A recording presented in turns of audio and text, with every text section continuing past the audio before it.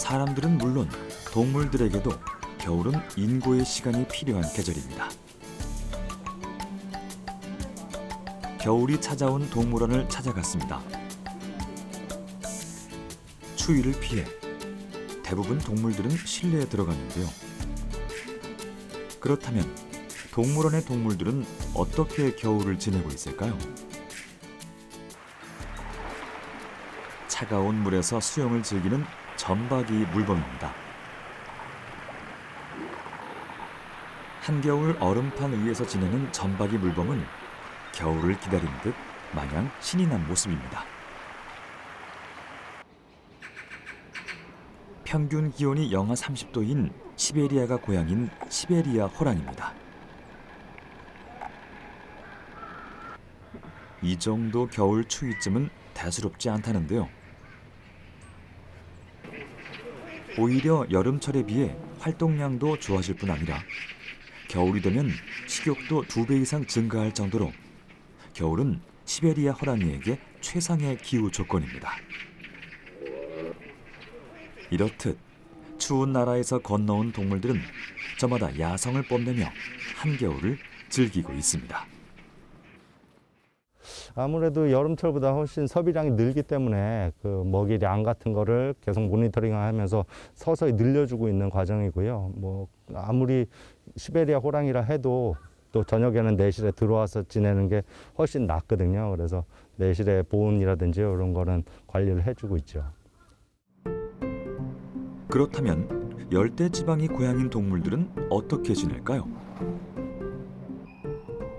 요즘같이 추운 겨울이면 대부분 실내에서 지낸다고 하는데요. 가끔 햇볕이 내리쬐고 따뜻한 날이면 이렇게 잠시 외출을 하기도 합니다. 방사장 문이 열리자 원숭이들이 기다렸다는 듯 밖으로 나옵니다. 에티오피아, 소말리아 등 열대 지역이 고향인 망토 원숭인데요. 잠시 후 하나같이 모여든 곳은 바로 온열등 아래입니다. 따뜻한 겨울 날씨라고 하지만 열대지방에서 온 만큼 추운 겨울은 당황스럽기만 한가 봅니다. 온열등을 둘러싸고 옹기종기 모여 추위를 달래봅니다.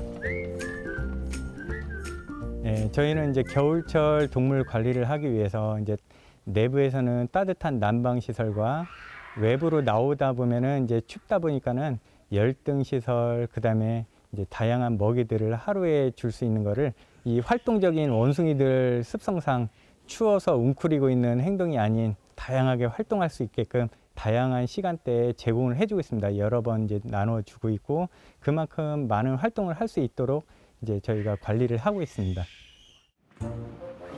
바람을 막아주는 가림막까지 설치된 이 동굴은 미어캣 가족들의 겨울철 보금자리입니다.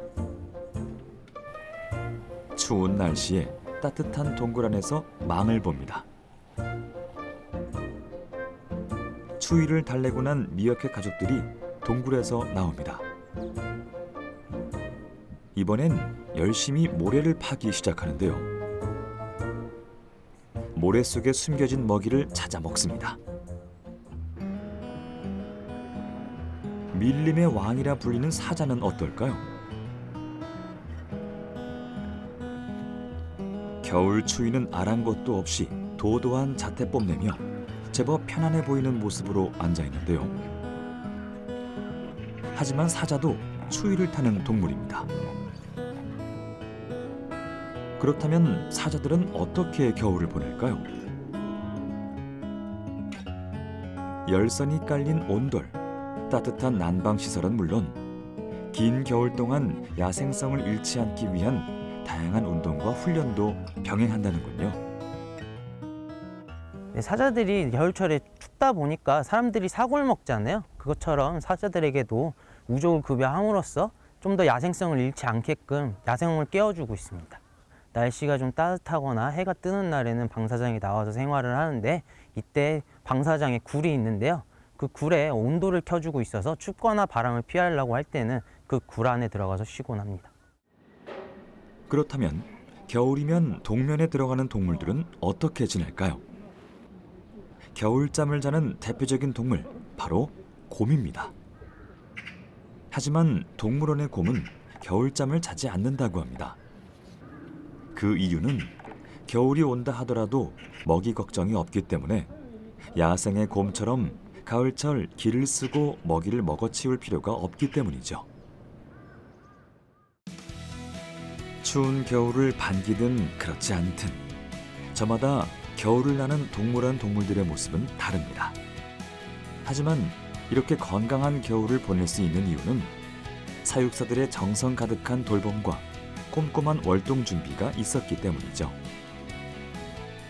동물원 동물들의 겨울은 다른 계절에서 볼 수 없는 색다른 매력이 존재하는 시간입니다.